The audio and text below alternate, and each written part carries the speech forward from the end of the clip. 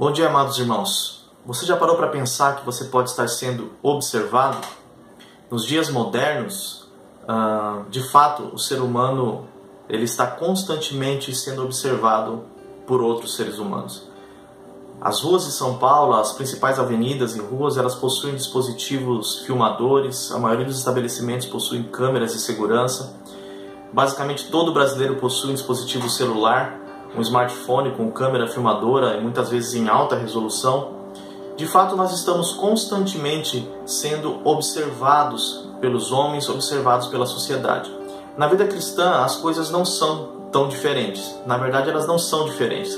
Provérbios capítulo 15, versículo 3, as escrituras dizem que os olhos do Senhor, eles estão em todo lugar, contemplando os maus e os bons.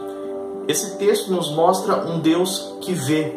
Esse texto mostra um Deus e revela alguma coisa, inclusive, de quem é esse Deus que vê. Mas nós podemos observar aqui três características rápidas a respeito do olhar do Senhor. A primeira delas é que o olhar do Senhor é um olhar pessoal. A Bíblia diz que quem olha no texto é o Senhor.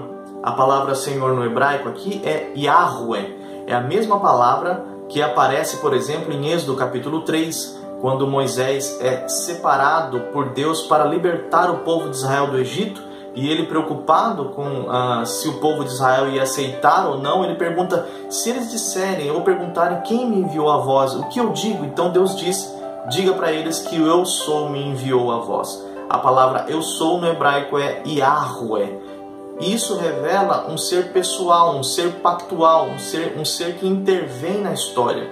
Deus é uma pessoa que possui vontade, intelecto e emoções. Ele é um Deus que se entristece quando nós fazemos coisas erradas, quando nós pecamos, e é um Deus que se alegra quando nós agimos com justiça. O olhar de Deus é um olhar pessoal. Deus não é uma energia, Deus não é uma força ativa, como ensinam muitos por aí.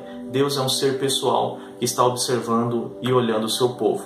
A segunda característica é que a Bíblia diz que os olhos do Senhor estão em todo lugar. Portanto, o olhar de Deus, além de ser pessoal, é um olhar universal também. Não há um centímetro deste mundo em que Deus não esteja observando, meus irmãos. O salmista disse no Salmo 139, para onde me ausentarei, para onde me irei do teu espírito?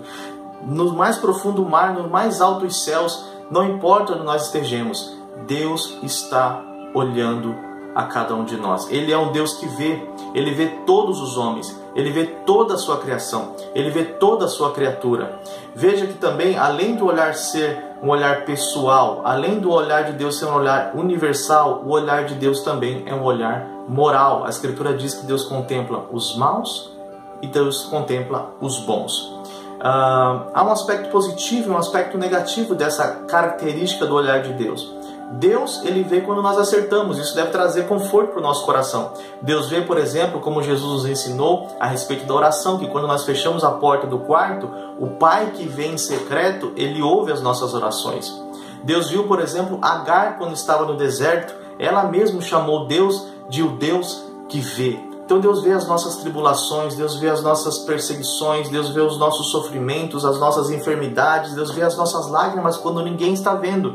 Deus vê quando nós estamos passando por circunstâncias difíceis, que a igreja talvez não esteja ciente, que os amigos mais próximos não estejam cientes. Deus vê tudo aquilo que de alguma maneira nós estamos carecendo ou necessitando. Deus vê quando nós fazemos o bem.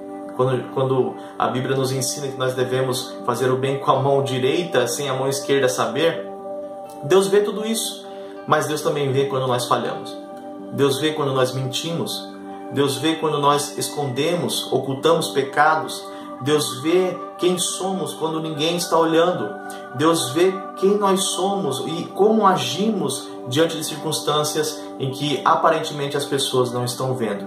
Deus, ele se relaciona conosco pactualmente, pessoalmente. Deus se relaciona conosco universalmente, mas Deus também se relaciona conosco e olha para nós de uma forma moral. Deus está nos vendo, Deus está vendo o nosso sofrimento, mas Deus também está vendo quando nós estamos falhando diante dele. Que isso sirva de consolo para os nossos corações e que sirva de estímulo para que vivamos uma vida íntegra diante dos homens, mas acima de tudo diante de Deus.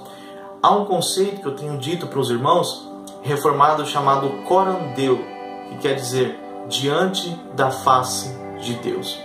Nós devemos viver com esse conceito incutido na nossa mente, de que o tempo todo nós estamos diante de Deus. Ele está o tempo todo nos contemplando, vendo o nosso comportamento, sondando os nossos corações, e isso deve ser uma motivação para que vivamos uma vida íntegra. Oremos. Senhor, nós queremos te agradecer porque o Senhor é um Deus pessoal, que contempla o seu povo, que vê o seu povo, que se relaciona com o seu povo. Te louvamos porque o Senhor contempla todas as coisas, em todos os lugares. E te louvamos também porque o Senhor contempla aquilo que é bom e aquilo que é ruim. Obrigado, Senhor, por se revelar a nós. Obrigado, Senhor, por trabalhar em nossos corações. Nesses dias tão turbulentos e difíceis, nós pedimos que o Senhor nos transforme dia após dia à sua imagem e semelhança, para que possamos glorificar o seu santo nome. Se conosco, abençoa a Igreja Presbiteriana do Parque São Domingos e o seu povo por toda a terra. Nós oramos em nome de Jesus. Amém. Deus abençoe, meus irmãos.